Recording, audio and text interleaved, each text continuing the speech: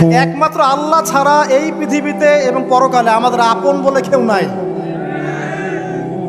বাকি সবাই সবার স্বার্থের জন্য আছে। মানুষ মানুষের অবস্থানকেই মূল্যায়ন করে। আমরা মারা গেলে পরে 40 দিন তারা আমাদেরকে মনে রাখবে কিনা সন্দেহ আছে। বিশ্বাস করছেন না? এই যে আমাদের অনেক আত্মীয় স্বজন মারা গেছে না, বছরে একটা বারো কি কবরস্থানে কেউ গিয়েছে? হয়তো যায়, মৃত্যুবার্ষিকী ওই দিন যায়, তাই না? দেখেন আমরা কিন্তু আস্তে আস্তে ভুলে গিয়েছি তাদের, আমরা ব্যস্ত হয়ে গেছি। ঠিক একইভাবে তারাও আমাদেরকে ভুলে যাবে। এই জন্যে আমি বারবার আপনাদেরকে মনে করে একটা কথা, আমার জীবন থেকে উপলব্ধি করি একটা কথা, যে একমাত্র আল্লাহ ছাড়া এই পৃথিবীতে এবং পরকালে আমাদের আপন বলে কেউ নাই। বাকি সবাই সবার স্বার্থের জন্য আছে। মানুষ মানুষের অবস্থানকেই মূল্যায়ন করে। মানুষ মানুষের অবস্থানকেই মূল্যায়ন করে। আল্লাহ রাব্বুল আলামিন আপনার ভিতরটাকে ভালোবাসেন। দেখেন, আপনি যখন নামাজ পড়েন নাই, আল্লাহ পাক কিন্তু আপনাকে ধ্বংস করে দেন নাই। আল্লাহ পরম করুণাময় আপনাকে হেদায়েত দিয়ে নামাজি বানিয়ে দিয়েছেন। জীবনে অনেক পাপ করেছেন, ইনস্ট্যান্ট আল্লাহ পাক শাস্তি দিতে পারতেন, আল্লাহ পাক দেন নাই। আল্লাহ আপনাকে ভালোবাসেন, আল্লাহ আমাকে ভালোবাসেন।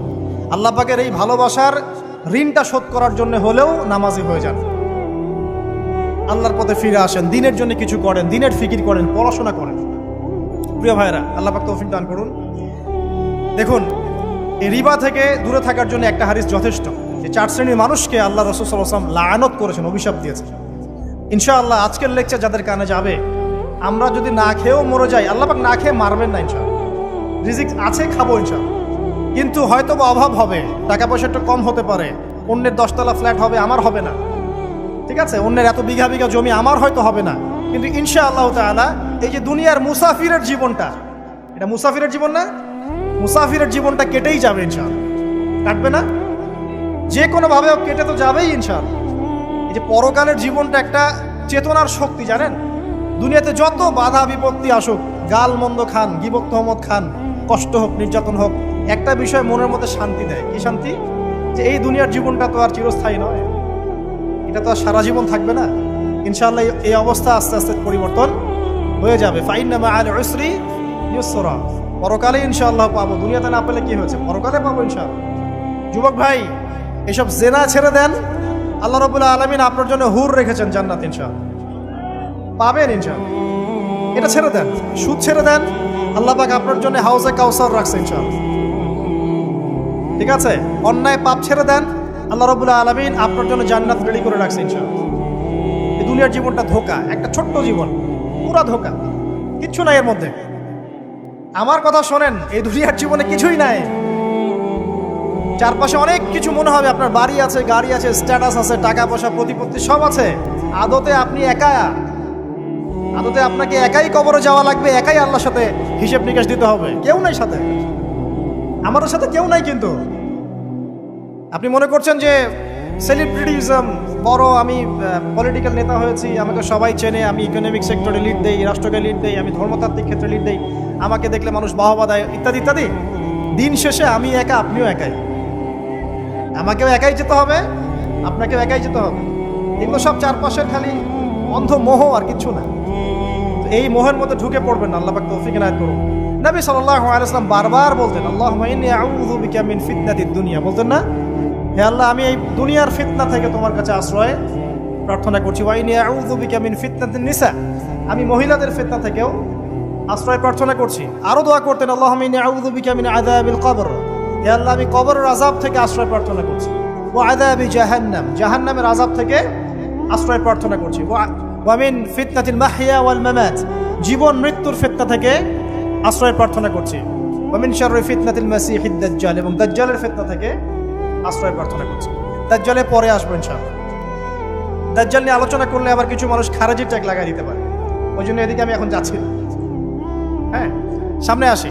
তো রিবার বিষয়টা বলছিলাম। আইয়ামে জাহিলিয়াতের যে সেই রিবা এখনকার বিশ্বে আছে কি নাই বলেন? ওই সময় না হয় মক্কায় ছিল, এখন কি সারা বিশ্বব্যাপী নাই? বিশ্বের কোনো কান্ট্রি রিবা মুক্ত না, বিশ্বের কোনো দেশ রিবা থেকে মুক্ত থাকতে পারবে না, এই বিশ্ব পরিচালনা যারা করছে ওদের আন্ডারে থাকলে। কখন হবে বিশ্ব রিবা মুক্ত? একদিন বিশ্ব রিবা মুক্ত হবে ইনশাআল্লাহ। একদিন না একদিন এই বিশ্বটা সুদমুক্ত হবে ইনশাআল্লাহু তাআলা। তখন জালেম পার পাবে না, মাজলুমের রক্ত শ্রম বৃথা যাবে না ইনশাআল্লাহ। কবে, কত বছর পর আমি জানি না, কিন্তু এতটুকু জানি যে মালহামার পরে যখন আল মাহদি আসবেন এবং তারপর যখন মাসিহুদ দাজ্জাল বের হবে এবং ঈসা ইবনে মারইয়ামকে আল্লাহ পাক নামিয়ে দিবেন, তার হাতে যখন দাজ্জাল নিহত হবে এবং জেরুজালেম থেকে যখন পুরো বিশ্ব শাসন করা হবে মুসলিমদের হাতে, তখন রিবা বলে কিচ্ছু থাকবে না পৃথিবীতে। তার আগ পর্যন্ত এই অবস্থা সলভ হবে কিনা আমরা জানি না, হতেও পারে নাও। ওই সময় যে হবে নিশ্চিত ইনশাআল্লাহ। আসুন, আইয়ামে জাহিলিয়াতের আরেকটা বড় পাপ ছিল যে এক ভাই বলেছেন, সেটা হচ্ছে নারীর অবমাননা। কে বলেছে এই কথাটা? সামনে একজন। হ্যাঁ, আইয়ামে জাহিলিয়াতের অন্যতম একটা সেরা পাপ ছিল কি? নারীর অবমাননা। এটা নিয়ে কি বলতে হবে? এখন ধর্মের মধ্যেও আমরা নারীদেরকে অবমাননা করছি। বহু নামাজি ব্যক্তি আছে আমাদের মধ্যে, দেখবেন বোনের সম্পত্তি দেয় নাই, মেয়েকে শিক্ষিত করতে যাচ্ছেন না। কেন যাচ্ছেন না? ওর কি অধিকার নাই শিক্ষার? আপনি কি জানেন যে আয়েশা রাদিয়াল্লাহু আনহার কাছে বহু সাহাবী হাদিসের তালিম নিয়েছেন, বহু হাদিস শিখিয়েছেন কে? মা আয়েশা রাদিয়াল্লাহু আনহা। তিনি যদি শিক্ষিত না হতেন শেখাতে পারতেন? তো মেয়েদের শিক্ষার দরকার আছে না? হ্যাঁ, কি বিষয় দরকার? তাদের উপযুক্ত পরিবেশ নিশ্চিত করতে হবে, নিরাপত্তা, পর্দা এগুলো নিশ্চিত করতে হবে। তারপরে মেয়েদেরকে আপনি অবশ্যই শিক্ষিত করুন। ঘরের কোণে বসে রাখতে কে বলেছে? আপনি নিরাপদ পরিবেশ দেন, পর্দা দেন, তারা মাদ্রাসা যাবে, পড়াশোনা করবে। ঠিক আছে? আল্লাহ পাক আমাদের মা বোনদেরকে শিক্ষিত করার তৌফিক দান করুন, আমিন। ভালো ভালো কোয়ালিটি সম্পন্ন মহিলা মাদ্রাসা গড়ে তোলেন। আর মেয়েরা যদি শিক্ষিত না হয় তাহলে আমাদের বাড়ির বউরা শিক্ষিত হবে। আর বউ শিক্ষিত না হলে আপনি একা শিক্ষিত হয়ে লাভ নাই। তখন ওই যে বললাম টর্চার সেল, ওই টর্চার সেলে ঢুকতে হবে আর কি। কথা বুঝতে পারছেন না? আগে বিয়ে শাদী করেন, বুঝবেন ইনশাআল্লাহ। যারা করেছেন তারা অলরেডি হাসছে যে মিটমিট করে দেন। ঠিক আছে? আচ্ছা, সামনে আসেন। দেখেন মেয়েদের অবমাননা কিভাবে দেখাবো। সবচেয়ে বড় অবমাননা হচ্ছে ওদের দেহটাকে আমরা এখন পণ্য বানিয়েছি। এই যে পর্নোগ্রাফি দেখেন, এই মেয়েগুলোর ইজ্জতের কোনো দাম নাই। মানে তাদের দেহটাকে একটা ব্যবসার সামগ্রী বানানো হয়েছে।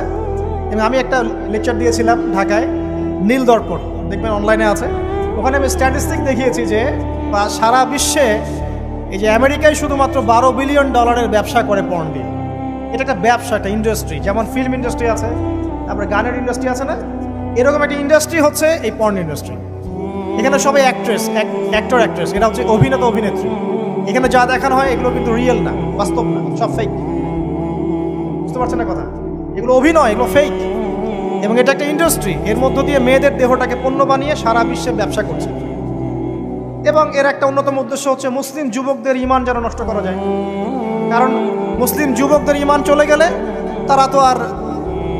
তারা নিশ্চিন্ত যে ওদের পথে আর কেউ বাধা নাই।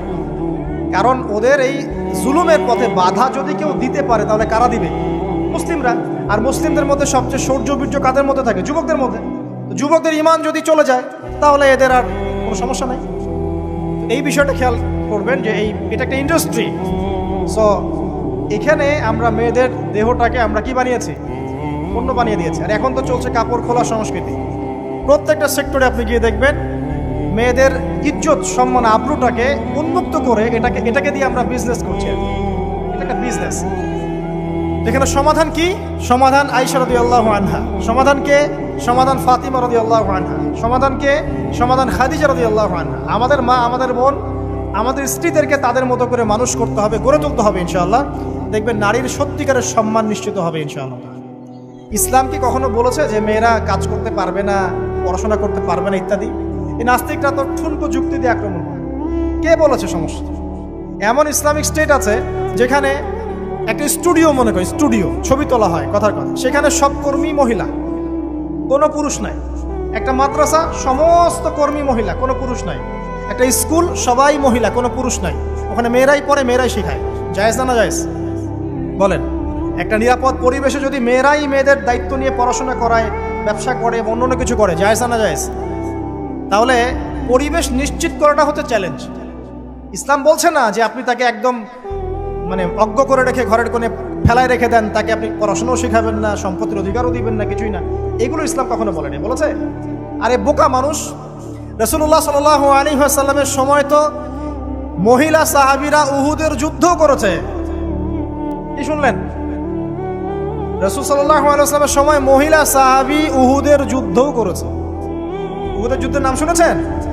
ওখানে মহিলা সাহাবীও ছিল তীরন্দাজ। তাহলে মহিলাটা কি করে নাই নবীর যুগে? খাদিজা রাদিয়াল্লাহু আনহা যত বড় ব্যবসায়ী ছিলেন, এখন এত বড় ব্যবসায়ী পাবেন? কোন মেয়ে আছে এত বড় ব্যবসায়ী? উসমান রাদিয়াল্লাহু আনহু যত বড় বিজনেসম্যান ছিলেন, এখন এত বড় বিজনেসম্যান আছে? তো কি ছিল না সেই স্বর্ণযুগে? ওই স্বর্ণযুগের সুন্নতি আমাদেরকে আমল করতে হবে। আল্লাহ পাক তৌফিক এনায়েত করুন, আমিন। প্রিয় মা ও বোনেরা, পর্দা ছাড়বেন না। আপনাদের জন্য 4টা কাজ: স্বামীর আনুগত্য করা, লজ্জাস্থানের হেফাজত করা, আপনার 5 ওয়াক্ত সালাত ঠিকঠাক মতো আদায় করা এবং রমজান মাসে সওম রাখা। নবীজি বলেছেন সাল্লাল্লাহু আলাইহি ওয়াসাল্লাম, জান্নাতের যে কোনো দরজা দিয়ে ইচ্ছা আপনি প্রবেশ করতে পারবেন। আপনার জন্য সহজ।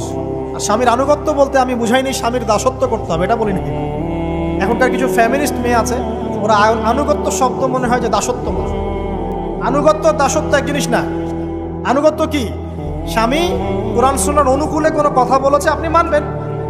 স্বামী বলছে পর্দা করো, তোমাকে ভালোবেসে বলছি তুমি পর্দা করো, তুমি আমার অনেক প্রিয় একজন মানুষ, তুমি বেপর্দায় বাইরে যাবা, লোকজন দেখবে, কেমন হয়? ঠিক আছে, তোমাকে তো আমিই বিয়ে করেছি, তুমি আমার, মানুষ তোমাকে দেখবে কেন? ঠিক আছে, তো এখন স্বামী ভালো কথা বলেছে, আপনি শুনলেন, এটা আনুগত্য। আর ওই স্বামী যদি বলে আসো তো আমার কলিগরা এসেছে, ওকে খাবার সার্ভ করতে হবে, আসো খাবারটা পরিবেশন করো, এখন আপনি বেপর্দা হয়ে আপনার স্বামীর কলিগের সামনে খাবার পরিবেশন করতে শুরু করবেন, এটা কি আনুগত্য করতে হবে? এটা তখন আপনি আনুগত্য করবেন না। সিম্পল, কোরআন সুন্নাহর অনুগত কাজে আপনি স্বামীর আনুগত্য করবেন, বিপরীতে গেলে আপনি করবেন না। স্বামীর আনুগত্য মানে স্বামীর দাসত্ব নয়।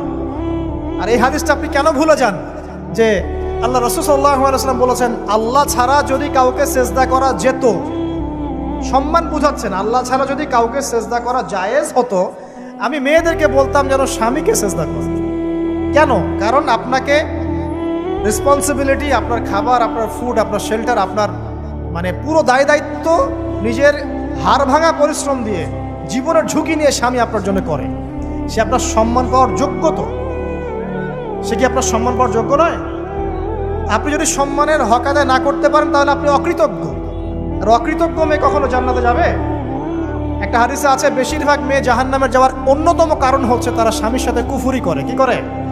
মানে সারা জীবন স্বামী ভালোবেসে যায়, ভরণ পোষণ দিয়ে যায়, সব চাহিদা পূরণ করে যায়, একদিন দেখবেন কথা কাটাকাটি হয়েছে, ওই দিন বলে বসবে যে তোমার কাছে আমি কিচ্ছু পাই না। এই যে কুফরি, এই কারণে তারা জাহান্নামে যেতে পারে বেশি। আল্লাহ হেফাজত করুন। আরেকটা কারণ হচ্ছে যে বেপর্দা। আপনাকে 4টা মূলনীতি ফলো করতে হবে। 1, এমন কোনো পোশাক পরবেন না যে পোশাকটা আটো সাটো, যেটা পরলে আপনার গায়ের কাঠামো বোঝা যায়। এটা বোরখা হলেও পরা যাবে না। আমি কি বুঝাতে পারছি? ডিজিটাল বোরখা দেখেন নাই? দেখছেন? মাশাআল্লাহ। আর কারা কারা দেখছেন? এদিকে চোখ বেশি যায় না? আচ্ছা, এমনি দেখা যায়, চোখ দিতে হয় না, এমনি দেখা যায়। ডিজিটাল বোরখা চলবে না, ডিজিটাল বোরখা চলবে না। আমার মত, এটা আমি মত দিচ্ছি, আমি আল্লাহর রাস্তায় সময় দিয়েছি অনেক দিন, এবং এখানে যে পর্দাটা শেখানো হয় এরকম পর্দা আমি অন্য কোথাও দেখিনি। এত চমৎকার পর্দা শেখানো হয়। কারা কারা সময় লাগিয়েছেন? 3 দিন 7 দিন সময় দিয়েছেন কারা কারা? বেশিরভাগই দেন নাই। সমস্যা নাই, দিতে হবে, আমি বাধ্যতামূলক বলিনি আপনাকে। বলেছি এখানে পর্দা শেখানো হয়, চমৎকার পর্দা শেখানো হয়, যে এখানে চোখটা পর্যন্ত তাদের ঢেকে রাখার তালিম দেওয়া হয়। যাই হোক, যেখানেই শেখেন, অ্যাটলিস্ট পর্দাটা শিখলেই হলো। এমন পোশাক হবে না যেই পোশাকটা আটো সাটো, যেটা পরে আপনার গায়ের কাঠামো বোঝা যায়। 2 নম্বরে এমন পোশাক পরা যাবে না যেই পোশাকটা পরলে বাহির থেকে ভিতরের অঙ্গ দেখা যায়। দেখেছেন? দেখেন নাই? দেখছেন হুজুর? আচ্ছা, আপনারা তো সব দেখেন দেখি। তারপরে 3 নাম্বার, এমন পোশাক পরা যাবে না যেটা অমুসলিমদের সাথে সাদৃশ্য আছে। কথা বুঝতে পারছেন? অমুসলিমদের ধর্মীয় বিষয়ের সাথে সাদৃশ্য আছে এমন পোশাক মুসলিম মেয়েদের পরা যাবে না। এর মানে এই নয় যে অন্য ধর্মকে আপনি আক্রমণ করবেন, এটাও নয়। যে যার ধর্ম তাদের স্বাধীনতা মতো পালন করবে। মুসলিমরা বাধা দিবে না। মুসলিমরা দাওয়াত দিতে পারে। কি করতে পারে? দাওয়াত দিতে পারে যে ভাই, যে লা ইলাহা ইল্লাল্লাহর কনসেপ্ট আপনাকে বুঝাচ্ছি, আল্লাহ ছাড়া কোনো মাবুদ নাই, মুহাম্মদ সাল্লাল্লাহু আলাইহি ওয়াসাল্লাম সর্বশেষ রাসূল, এই কোরআন পড়ুন, হাদিস পড়ুন, দেখুন এটাই হচ্ছে মানবতার মুক্তির সনদ। এরপর যদি সে ইসলাম কবুল করে আলহামদুলিল্লাহ, যদি না করে এর হিসাব কে দিবে? সে নিজে দিবে। এর হিসাব কি আমাকে দেওয়া লাগবে? দেওয়া লাগবে না। তো অমুসলিমদের সাথে সাদৃশ্য আছে এমন পোশাক চলবে না। আর 4 হচ্ছে পুরুষরা মেয়েদের পোশাক পরতে পারবে না, মেয়েরা পুরুষদের পোশাক পরতে পারবে না। জি, আপনাদেরকেই বলছি, আপনারা জিন্স পরতে পারবেন না, মেয়েদেরকে বলছি, এবং টি শার্ট পরতে পারবেন না। আপনারা ওই যে যা ইচ্ছা তাই ড্রেস পরে বলবেন যে 1000 বছরের সভ্যতা সংস্কৃতি, এসব বাজে কথা চলবে না এখানে। এটা 1000 বছরে কোনোদিনও আমাদের দাদা নানিরা এগুলা কখনো পরে নাই। পড়ছে? আপনার দাদি কখনো ওইরকম পরছিল শাড়ি? তো যে বললো 1000 বছর থেকে পরে আসতেছে নাকি? সুবহানাল্লাহ। তো এখানে বিষয়টা হচ্ছে পুরুষ মেয়ের পোশাক পরতে পারবে না, মেয়ে পুরুষের পোশাক পরতে পারবে না। আমি খুব সংক্ষিপ্ত করে আপনাকে কোরআন সুন্নাহ থেকে 4টা মূলনীতি বলে দিলাম। এই 4টা মূলনীতি কোরআনেও আছে, হাদিসেও আছে। আসেন, এই যে নারীর অবমাননা, এই বিষয়টা আইয়ামে জাহিলিয়াতে যেমন ছিল, এখন দেখবেন আরো বড় পরিসরে এসেছে। আসলে এই যে ফ্যাশন শো, দেহের প্রদর্শনী, বিভিন্ন ফিল্মস দেখবেন, ফিল্ম ইন্ডাস্ট্রিজে দেখবেন, মিউজিকে দেখবেন, পর্নে দেখবেন, মেয়েদের দেহটাকে নিয়ে ব্যবসা করা হচ্ছে। আগে তো না হয় কন্যা সন্তান হলে জীবন্ত পুঁতে ফেলতো নাকি? এখন যদি গর্ভের বাচ্চা মেয়ে জানে, অনেকে আগেই মেরে ফেলে। বুঝেন নাই মনে হয়? অনেকে যদি জানে যে গর্ভে মেয়ে সন্তান আছে, আগেই মেরে ফেলে। এমন অনেক দেশ আছে, আমি নাম বলছি না দেশের সঙ্গত কারণে, যে সে দেশে এরকম মেয়ে সন্তানকে এই যে খালাস করে ফেলার, নষ্ট করে ফেলার, ভ্রূণ নষ্ট করার আলাদা ক্লিনিক আছে, আলাদা হসপিটাল আছে। বলে নাউজুবিল্লাহ।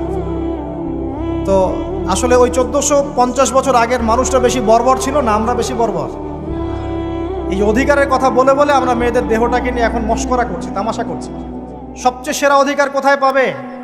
কোরআনে পাবে, হাদিসে পাবে, ইসলামে পাবে। তার পর্দা নিশ্চিত হবে, দেহ সেফ থাকবে, তার ইজ্জত নিশ্চিত হবে, ইজ্জত সেফ থাকবে, তার সম্মান সেফ থাকবে, তাকে রাজরানীর মতো স্বামী বাসায় রাখবে, কারণ সে হচ্ছে তার কাছে সবচেয়ে মূল্যবান প্রিয় বস্তু। শুধু তাই নয়, সম্পত্তির অধিকার তাকে দিতে হবে। একজন মেয়ে তার ভাইয়ের সম্পত্তি পাবে, তার বাবার সম্পত্তি পাবে, তার স্বামীর সম্পত্তি পাবে, সব দিক থেকে সে সম্পত্তি পাবে। আর একজন ছেলে কিন্তু সব দিক থেকে সম্পত্তি পাবে না। এই বিষয়গুলো যখন এক শ্রেণীর মানুষ বোঝে না, তখন ইসলামের বিরুদ্ধে অহেতুক প্রপাগান্ডা চালানো শুরু করে। সবচেয়ে সেরা সম্মান রক্ষার উদাহরণ দেয়া হয়েছে ইসলামে, কোরআনে এবং হাদিসে। এই কথাটা আপনাদের মা বোনদেরকে বোঝাবেন, তবে নম্রতার সাথে বোঝাবেন, কারণ উচ্চবাচ্য করলে তারা কথা শুনবে। আল্লাহ রাসূল সাল্লাল্লাহু আলাইহি ওয়াসাল্লাম বলেছেন, কিছুটা বাঁকা হাড় দিয়ে তাদেরকে তৈরি করা হয়েছে। যদি আপনি শক্ত করে চাপ দিতে যান তাহলে ভেঙে যাবে, আর যদি আপনি ওই অবস্থায় ছেড়ে দেন তাহলে বাঁকাই থেকে যাবে। এখানে আপনাকে হিকমা অবলম্বন করতে হবে। আল্লাহ পাক তৌফিক দান করুন। একটা বিষয় বলছিলাম, ওই যে শিরকের পাপ এখন গ্লোবালাইজেশন হয়েছে না, ওই সুদের পাপ এখন গ্লোবালাইজেশন হয়েছে না। গ্লোবালাইজেশন বোঝেন? মানে বিশ্বায়ন, পুরো বিশ্বে ছড়িয়ে পড়েছে না। আরেকটা হচ্ছে এই যে মেয়েদের অবমাননা, এটা সারা বিশ্বে ছড়িয়ে পড়ে নাই? আচ্ছা, আর দুটা বলবো, এরপর বলে আমি শেষের দিকে যাচ্ছি। আসা, একটা হচ্ছে মাদক। আইয়ামে জাহিলিয়াতের অন্যতম সেরা পাপ ছিল কি? মাদক। ওই যে বলছেন জাহিলি যুগ, কেন বলছেন জাহিলি যুগ? বিকজ ওইখানে মাদক খেত মানুষ বেশি। এখন বলেন, ওখানে না হয় মক্কায় মাদক খেত মানুষ, এখন সারা বিশ্বে মাদক ছড়িয়ে পড়ে নাই? বেশি না কম? এখন এই যে নতুন নতুন মাদক আসছে, ইয়াবা, আরো নাকি কি কি আসছে নতুন নতুন, আমরা নামও জানি না। এই যে গাঁজার নাম জানি, ফেন্সিডিলের নাম জানি, আর কি কি আছে? হিরোইন বলেন, আর দু একটা, আফিম, আর কি আছে? হ্যাঁ, রেন্ডি। সুবহানাল্লাহ, এই নামও কখনো শুনি নাই আমি। আচ্ছা শোনেন, বিষয়টা হচ্ছে, দেখুন এই বিষয়টা কি হালাল না হারাম? আচ্ছা, এটাকে যদি আমরা হালাল করে নেই তাহলে কি হবে? কুফরি হবে না শিরক হবে? শিরক কুফর দুটোই হচ্ছে। কিন্তু এখন মক্কার কিছু মানুষ মাদক খেয়েছে বুঝলাম, আল্লাহ রাব্বুল আলামিন ধাপে ধাপে এখান থেকে বের করেছেন। প্রথমে বলেছেন মদ খেয়ে নামাজের ধার কাছে যেও না। হ্যাঁ, তারপরে বলেছেন এই যে মাদকে কিছুটা উপকার আছে কিন্তু বেশি ক্ষতি। তারপর বলেছেন খেয়ে নামাজের কাছে যেও না। তারপর ধাপে ধাপে শেষের দিকে এসে আল্লাহ পাক বলেছেন যে এটাকে ছেড়ে দাও। সূরা মাইদায় পড়ে দেখেন, এটা শয়তানের কাজ। তখন সাহাবায়ে কেরাম রাদিয়াল্লাহু আনহুম পুরোপুরি মাদক থেকে নিজেদেরকে মুক্ত করলেন। এরপরে কি কখনো তারা মাদক ছুঁয়েও দেখেছেন? বরং মাদক দ্রব্য সেবন করলে 40টা লাঠি বেত্রাঘাত করতে হয়, ইসলামিক শাস্তি। কয়টা লাঠি? আর উমর রাদিয়াল্লাহু আনহুর সময়ে 40 লাঠিকে বাড়িয়ে 80 লাঠি করা হয়েছে। কত লাঠি? 80 লাঠি। কিন্তু আরো একটা পাপের শাস্তি আছে, বলবো? অপবাদ। এখন যেটা বেশি দেওয়া হয়, অপবাদ, মিথ্যা অপবাদ, সতী সাদী নারীর উপরে মিথ্যা অপবাদ, এর শাস্তি হচ্ছে 80 লাঠি। আবার 100 লাঠির শাস্তি আছে, 100 লাঠি। এটা কিসের জানেন? জিনা। জিনা এই যে যারা করছেন, এর শাস্তি হচ্ছে 100 লাঠি। তাও জনসমক্ষে দিতে হবে, গোপনে না। আর 1 বছরের জন্য এলাকা ছাড়া করতে হবে। রজম একটা শাস্তি আছে, রজম। এটা কি? রজম মানে পাথর নিক্ষেপ করে হত্যা। এটা তো বর্বর, তাই না? অমানবিক, মধ্যযুগীয়। এসব কথা শুনছেন না? শোনেন, কিছু কিছু বিষয় আছে যে বিষয়গুলো করার পরে এই পৃথিবীতে মানুষ বেঁচে থাকার অধিকারটা হারিয়ে ফেলে। কথা বুঝতে পারছেন না? কিছু কিছু পাপ আছে, এগুলো করলে পরে মানুষ এই পৃথিবীতে বেঁচে থাকার অধিকারটা হারায় ফেলে।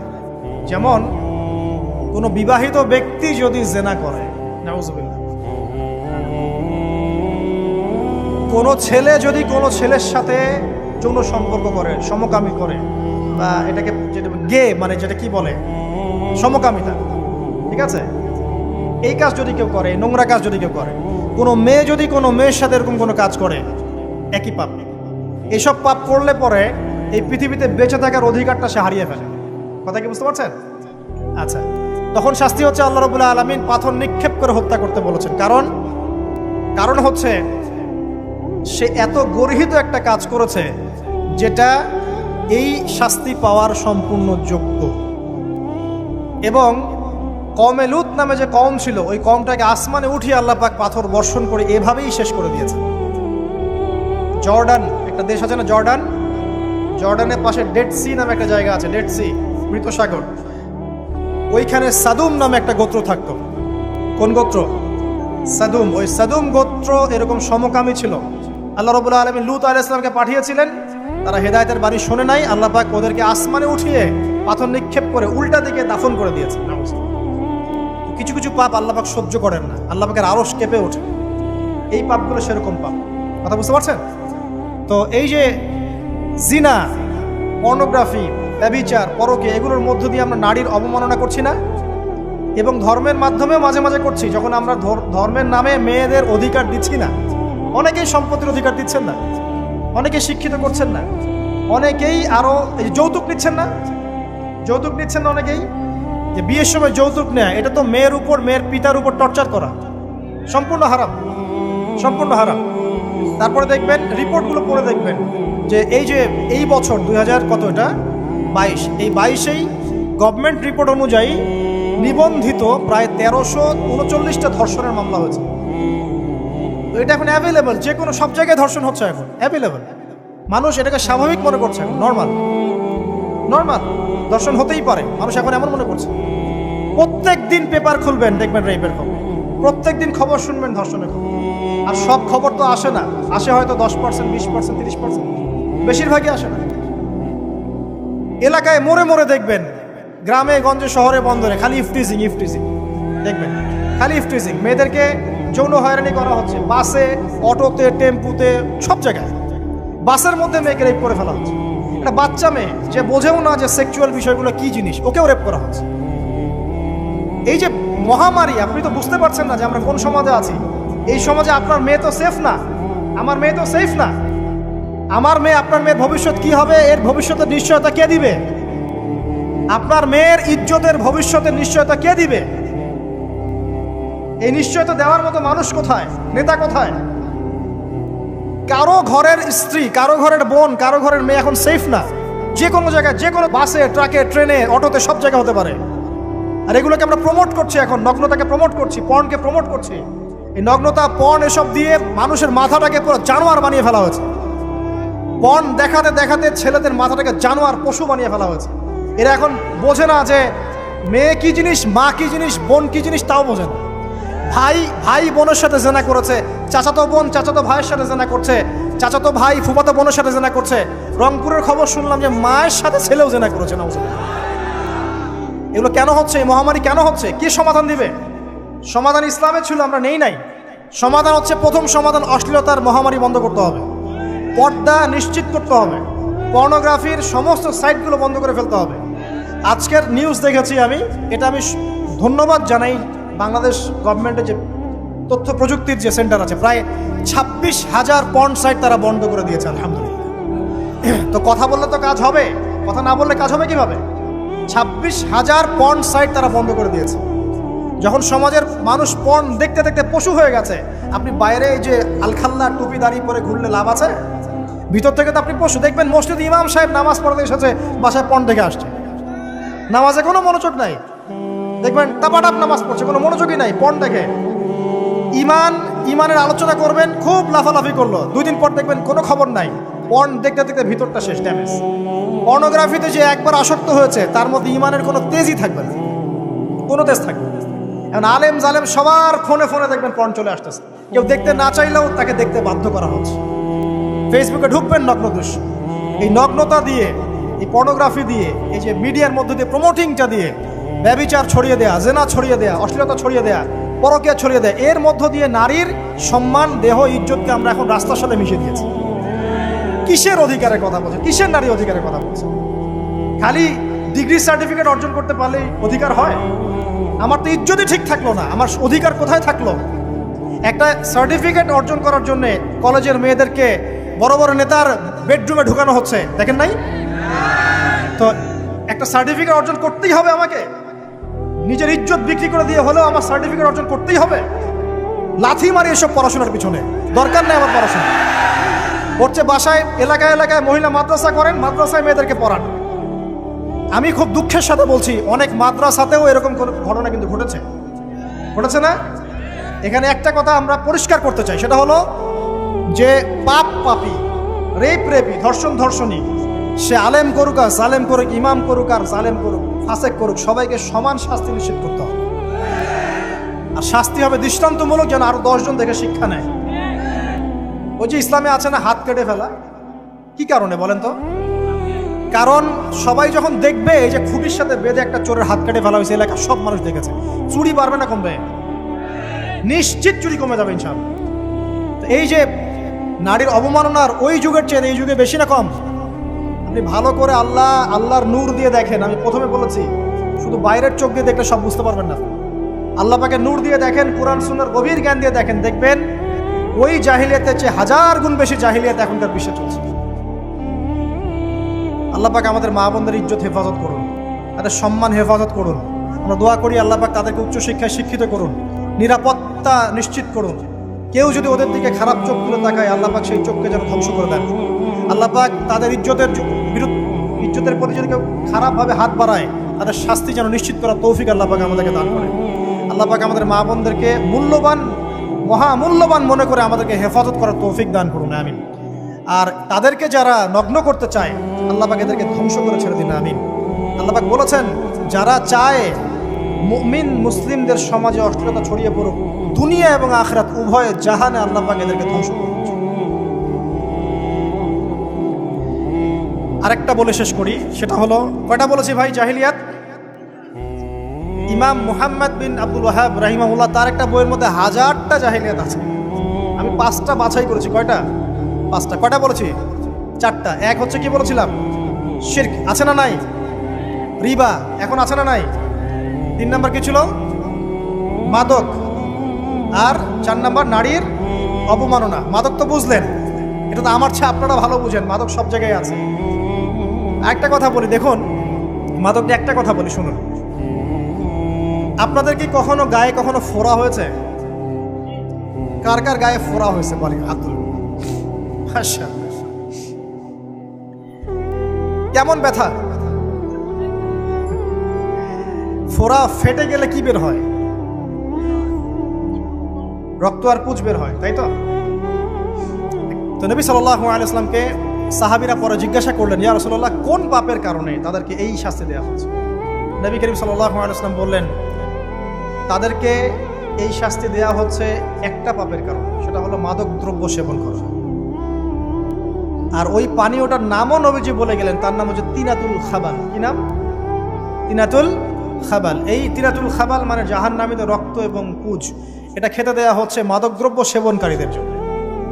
আল্লাহ রাসূল সাল্লাল্লাহু আলাইহি ওয়াসাল্লাম বলেছেন, কোনো ব্যক্তি যদি মাদক সেবন করে তার 40 দিনের নামাজ কবুল হবে না। সে যদি আবার তওবা করে ফিরে আসে, আল্লাহ পাক মাফ করে দিবেন ইনশাআল্লাহ। যদি আবারও মাদক খায়, আবার 40 দিনের নামাজ কবুল হবে না। তারপর যদি আবার তওবা করে, আবার আল্লাহ মাফ করে দিবেন ইনশাআল্লাহ।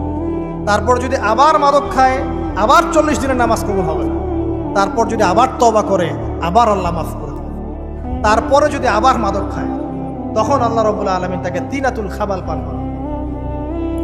প্রিয় ভাইরা, আপনারা মুসলিম না? আমরা মুসলিম না? মুসলিম যুবকদের সবচেয়ে সেরা অস্ত্র হচ্ছে ঈমান এবং নৈতিকতা। অন্যরা জাহিলিয়াতের স্রোতে ভেসে যাক, মুসলিম তরুণরা কখনো জাহিলিয়াতে যাবে না ইনশাআল্লাহ। আমার সাথে ওয়াদা করেন যে কোনো প্রকার মাদকদ্রব্যের সাথে সংশ্লিষ্ট থাকবেন না। একটা সিগারেটেও কখনো টান দিবেন না। কারণ সিগারেটটা কি? সিগারেট আপনাকে আস্তে আস্তে অন্য মাদকের দিকে নিয়ে যাবে। সিগারেট খাওয়া শিখেছিস, এখন গাঁজাও খা। গাঁজা খাওয়া শিখলে এখন ওটা খা, এই করতে থাকে। এক পর্যায়ে আপনি এখান থেকে আর বের হতে পারবেন। এখানে আপনার দেহের ক্ষতি, আপনার মস্তিষ্কের ক্ষতি, আপনার পরিবারের ক্ষতি। এমন আপনি যদি পরবর্তীতে গিয়ে পরিবার গঠন করতে চান, আপনি সুখী পরিবারও গঠন করতে পারবেন না, কারণ ভিতর থেকে আপনি নিজেকে শেষ করে ফেলছেন।